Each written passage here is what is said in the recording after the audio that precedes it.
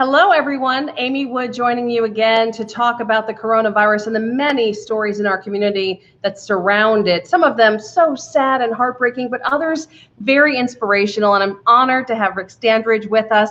He's an accomplished artist in our community, works in the west end of Greenville, and you have a beautiful studio there, and behind you, this artwork that people are going crazy over on the internet because there is this beautiful healthcare angel behind you. Yeah, yes, Amy, thank you. The response has been like that. It's been kind of crazy, just as crazy as the times we're living in. Yes.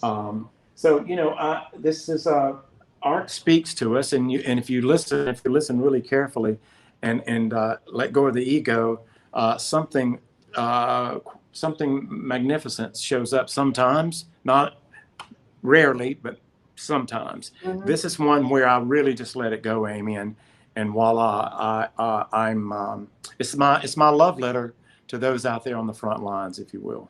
That's where I'm going with this piece. It is so beautiful. And talk about, as you were painting it, like, what were you thinking about?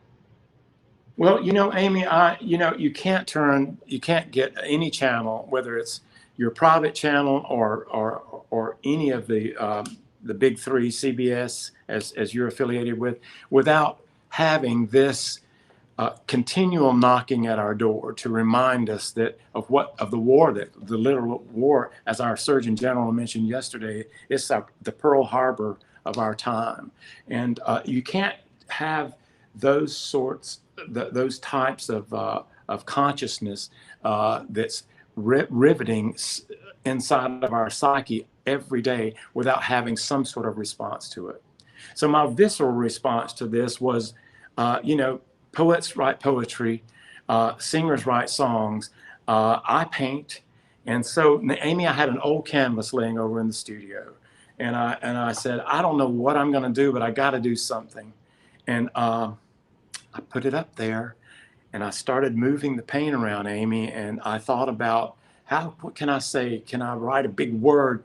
And then so it's the first responders. Who are the ones who are taking the hits that have the unprecedented tenacity and the fortitude to get in those foxholes, take the hits for us, Amy, risking literally life and limb for their families, and then also for themselves, for us to check to make sure that we're okay, or if we're not okay, then to take care of us.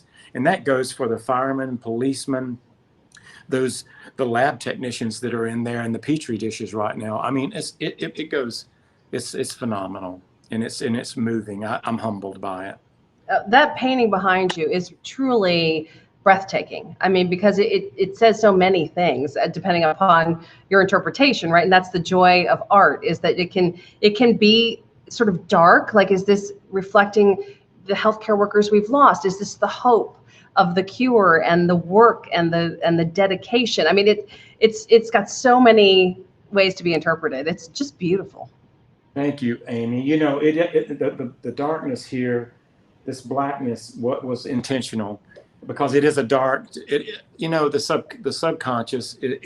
We don't know what the cure is, right? And because we don't know, that's represented here, the darkness. But boy, look at the light. Yes. So there's hope, and yes. And then it's an androgynous figure. It can be male, female. Sure. So, good Lord, I had two children. I've got two children, both of which were born prematurely, Amy, and wow. They were one was 27 weeks gestation. You as a mother know what I'm talking about. Yeah. One was 27 weeks gestation. One was 24 weeks, the boy.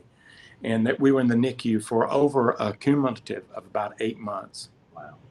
So they're strong and big and great and going on their own flight path right now, Amy, but it was then and there that I really did see, night after night, of scrubbing down and going into that NICU and in and around that isolette with these nurses who have, they really do. I think that if we look, Amy, you're an artist in your profession, and it's our responsibility to look beyond the surface Robert Henry, who was a magnificent teacher of art with the Ashcan artists and also for the Hudson River Valley artists. He said, paint the spirit of the bird, not the feathers of the bird. Every person, place, and thing evokes an energy or a spirit, Amy. And I think it's my responsibility and my duty to get over myself and let that tear down my own ego and listen to those who are around me. And if I do, something's going to surface, going to make me a better person in this form called human right now. And these elements right here that represent the nurses have been always, it was then and there that I started painting angels back 30-something years ago. Wow. And so I said, how can I, I painted blind angels, angels held hostage, slain angels, and there we are. That's beautiful. There we are. Thank you for your reaching out to me, and I'm hoping that, Amy, I don't know what this painting is going to do. I didn't think about, okay, I've got to make a living, I've got to pay the rent. I'm not. That's not my intention. I've got other paintings that hopefully will do that.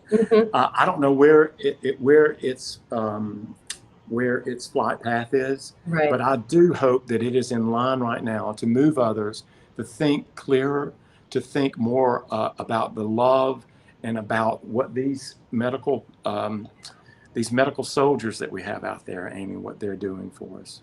Yeah, God bless them. I'm telling you. God bless them. Well, I have you, since there, I'm sure, are moms and dads at home and young people, young artists, or moms Yes. and dads may want to pull in a young artist to hear from you. This is a great vehicle to express yourself right now. In other words, there's so many people struggling with their feelings and how to handle this, and art is a way. I mean, handing your children crayons and markers and paint and paper is a really therapeutic tool right now. It is, Amy, and Jen and I, when we walk around our neighborhood there with our little dog Bodie, whom I adore, we see the sidewalk, the chalk drawings of the children, and I was just blown away. Literally, they were gorgeous drawings. And then, of course, there's the bears that are in the wind.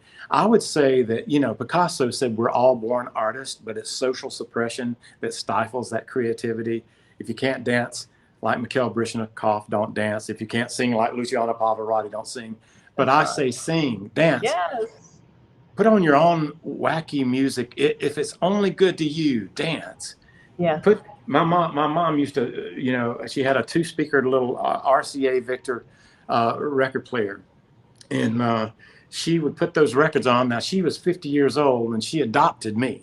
So art, she was a seamstress. And so art has always been around us, not culture, mind you, but because the furthest thing and the closest thing to art in my house was a Norman Rockwell calendar. Oh, wow. So that's it. It was just this wonderful calendar. But I found out right away, Amy, that art speaks to us, doesn't it? You strike a chord with me, having founded the South Carolina Children's Theater in Greenville, and then, excuse me, working for the Governor's School for the Arts as recruiting director. So it was my job as recruiting director there to look for talent in the most unopportune areas of our state, and we would find diamonds that looked like a piece of coal. Wow. And so what I was so moved by with young people and their expression is that there's so much to say in this world right now. And whether it's creative writing, dance, visual art, music, or drama, Amy, I feel that there's this is really the storms that bring up that surface the truest form of what we are as humans. And if we look at it with sincerity and we look at it with really, joyful participation in the sorrows of life, for all of life is sorrowful. We're going to get through this, but we're going to have to help each other. We're going to have to remind each other that there's hope, there's light in the darkest times, and that, boy, just hang on, really smile when you don't even feel like it, give somebody something even if it's a note, if it's your child writing something on the sidewalk out there that just says, we love you, big old heart and a hug. Yeah. Anything is appreciated. Rick, thank you so much for inspiring us and encouraging us. We love it. God bless you, and keep us posted on what happens with that beautiful painting. I feel like there is a flight to come, and I can't wait to see what it is. Amy, you're a darling. Here's to you and your family. Stay safe. Yes, sir. And all of your listeners out there, take care of each other, take care of your others, and peace and love. Peace and love. Talk to you soon.